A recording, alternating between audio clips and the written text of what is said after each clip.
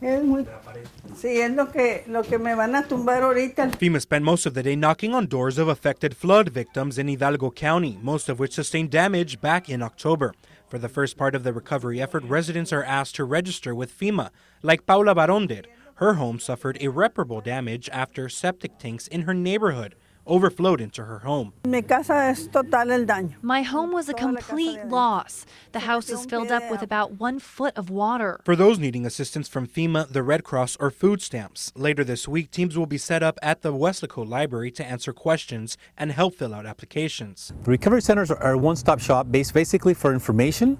If you need to talk to FEMA people one-on-one, if you had your case was already determined and you were either have a question or have an appeal, you come here to the recovery center.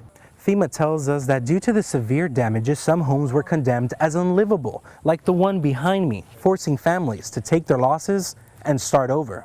No me quedaron como las cómodas. The water damaged my furniture like the dressers or sofas, and we live off our paychecks.